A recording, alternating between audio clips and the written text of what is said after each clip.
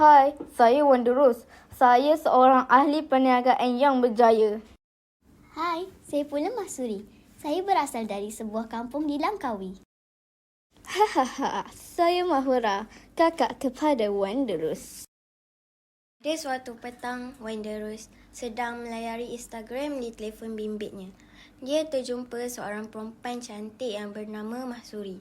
Dia mengikuti Mahsuri dalam aplikasi tersebut.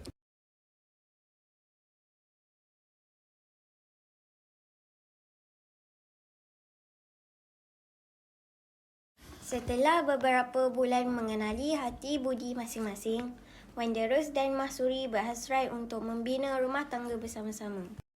Sudikah awak menjadi suri di hati saya? Sudi Wanderus. Mereka pun berkahwin dengan suasana yang penuh kebahagiaan, kecuali Mahura. Wanderus membawa Mahsuri tinggal di sebuah banglo mewah. Sedang Mahsuri membaca majalah, Wanderus telah menghadiahkannya sebuah robot yang bernama Derawang untuk menemaninya di rumah. Mahsuri, ini saya bawakan derawang untuk awak. Wah, hebatnya. Terima kasih, Abang. Jom Derawang. Selepas Wanderus menghadiahkan Derawang, Derawanglah yang sentiasa menemani Mahsuri ke mana jua Mahsuri berada. Pada suatu hari, Wanderus telah ditugaskan untuk bekerja di luar negara. Wanderus memberitahu Mahsuri dalam keadaan terpaksa. Mahsuri, maafkan abang. Abang terpaksa tinggalkan Mahsuri. Tak apalah, Abang. Mahsuri boleh jaga diri sendiri. Derawang kan ada.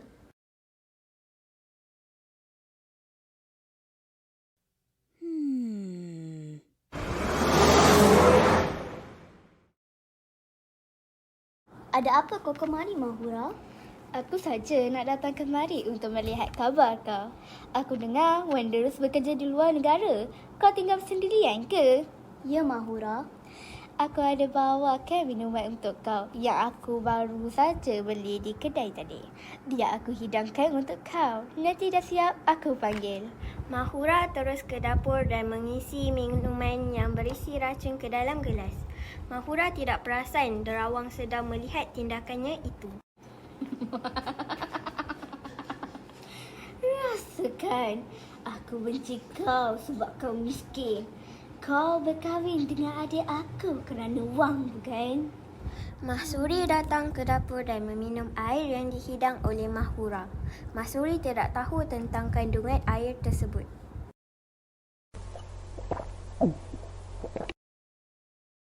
Derawang! Tolong! Derawang terus datang ke arah Mahsuri. Mahsuri cuba bangun dan terus menekan butang kecemasan pada badan Derawang. Tidak lama kemudian, ambulans pun datang lalu membawa Mahsuri ke hospital. Derawang hanya mampu melihat Mahsuri pergi melalui tingkap di tingkat atas.